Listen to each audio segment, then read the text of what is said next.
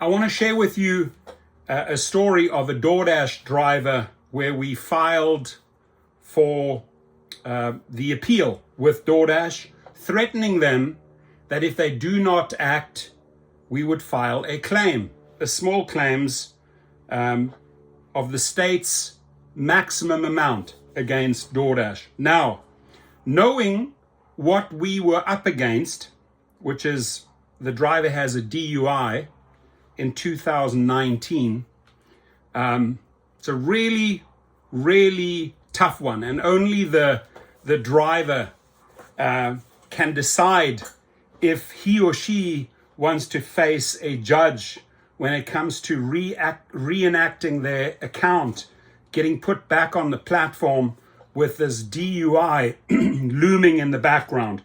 Now, if it was just one offense and you reach some sort of agreement with the courts or maybe with the DMV and you feel you have a good chance at it, yes, you would go ahead and fight this. But in this case, we know that they have to bring attorneys to the court. This costs them a lot of money to fight these claims, and we give them 21 days after we file the appeal. So the goal is, the best victory you can get in this scenario is get reinstated by Doordash, get your account back, and get some compensation for all the lost earnings, meaning there's an out-of-court settlement. And we're very, very, very good at that, very schooled at that at activationhero.com. And I'm a hard negotiator. When the paralegals sometimes say, hey, they came back with this and this offer, I'll say push more. You can ask countless drivers, especially in California, even when it comes to misclassification cases, I've gotten them $10,000 more, $15,000 more, $50,000 more because I stepped in and negotiated.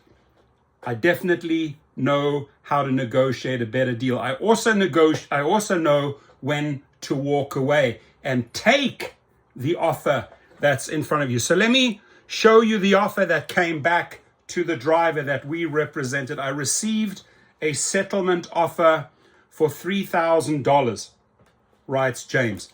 Now, the company can contact him directly. They're not making the offer to us, they're making the offer to the driver. The driver then comes back to us and says, should I take this? Now, we'll look at all the variables, we'll look at all the past violations, we'll look at all the past warnings and see if that driver has a chance. I mean, if you have a history of violations, I say, take the money, right? If you've spent $69 on the entire reactivation process and they're cutting you a $3,000 check and you can maybe transition to another gig app, take the money. So he said, I received a settlement offer for $3,000, which will then permanently deactivate me from Doordash with a DUI on my record from 2019 and other flags. It's this thing, and other flags. And because of that wording there, other flags, I say take the money. So I advised this guy, who then proceeded to tell Doordash, hey, I'm going to take the $3,000. Because if you have the DUI against you and other flags, basically other flags means a history of violations and warnings. And you, the driver, know your history. Oh, you were given a warning then. You were given a warning then. You did a violation then. They threatened to deactivate you on that day. If you have a history there, your case gets weaker. If it's a one-off affair and a one-off warning, and you have a really high rating, you're 4.9 or higher, you have a really, really good chance to get your job back. The judge is not going to put boulders in your way. They want you to earn money, and they'll say, hey, maybe, company, you were a little bit too strict on this individual, but you will never get a time and day in court unless you file the legal appeal. So he says, I'm at least happy to receive something. I don't see $3,000 as something. I mean, you can turn $3,000 into $30,000. You can turn $30,000 into $300,000. You can turn $300,000 into $3 million. That's just the way I am programmed. So this is a victory. based on the fact, and this is why I really want to explain the story, because many drivers think that, oh yeah, I'm going to go out there, I'm going to file an appeal, and I'm going to get reactivated, not thinking about their past history. The past history is all on their file. So you really need to know over the years, how many violations or warnings have you gotten from this company? Now, I can tell you one type of process. We don't even file an appeal. I don't have any time for these type of drivers. If the person says, yeah, I was accused of sexually harassing the passenger. Now, the first question that I ask, how many times have you been warned about that in the past? I said, I want an honest answer. If I find out from the company that you have a history of warnings or violations when it comes to sexual harassment, I drop the case there. I don't represent these type of people. But if it's a one-off affair and you can honestly say, a driver tells me, listen, I told the lady she has a nice dress or they look great tonight, right? Very often, a compliment is misread the wrong way, and we'll fight it and we'll win. But you will not win if you have a history of violations where you hitting on people or making comments and they write it up as sexual harassment, sexual harassment, sexual harassment. Same thing I said to this guy.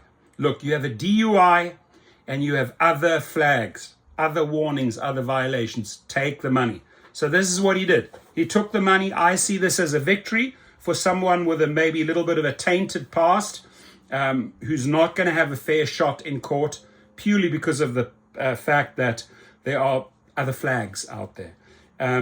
I hope the story, helps you to understand if you have a case.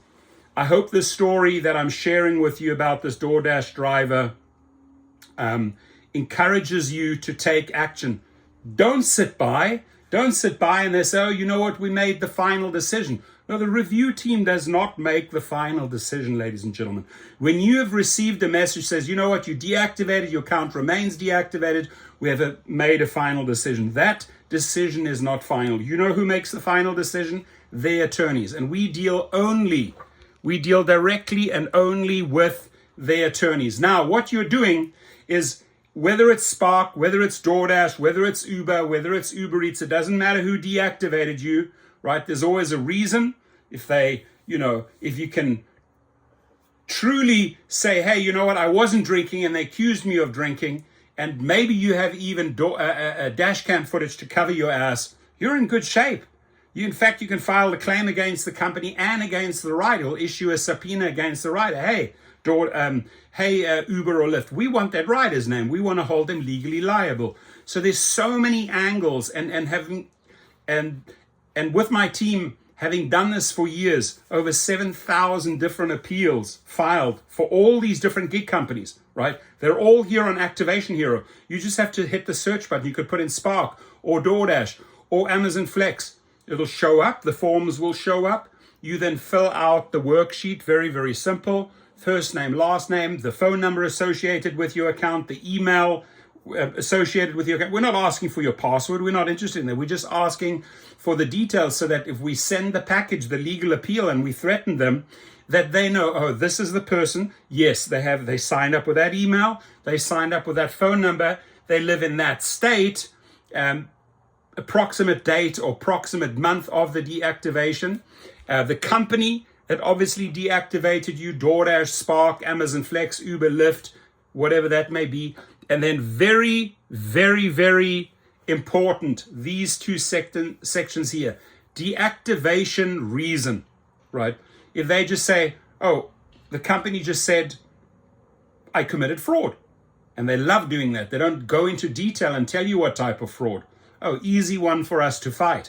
Any comments you would like to include, you leave your comments. That is your statement, your declaration, your say. This is really what happened. This is not true. This and this happened on this date. And this is how the trip went down, right? Your side of the story, because when they read that, the more powerful your statement, your declaration, your side of the story is, their attorneys say, nah, I don't think we're going to take this one on in small claims. So this is really where you spend a little bit of time. You don't have to write a love story of 1 or 2 pages. You just keep it factual. If you write, hey, I have pictures, I have dash cam footage, I have a drug and alcohol test, I have a police report, they won't fight with you, right? It's an immediate reactivation. The question is, can we still get money? And we'll negotiate, right? You know what? You were wrong, company. You deactivated me wrongly. You need to give me my account back. Here are the reasons why. I have no problem going to court, and I've lost X. I've lost $5,000 or $4,000. Oh, we'll offer you 2. Well, I'll settle with you on 3.5. Negotiate hard. That's what I said to this individual, James. Negotiate hard. $3,000 is what they will settle on because it costs them more. It costs them more to get their attorneys and paralegals involved and go and fight a case that they could potentially lose. So they'll say, hey, you know what? Here's the deal that we're going to give you, James. Right? You have a DUI, you have other violations, flags. We're going to cut you a check of $3,000.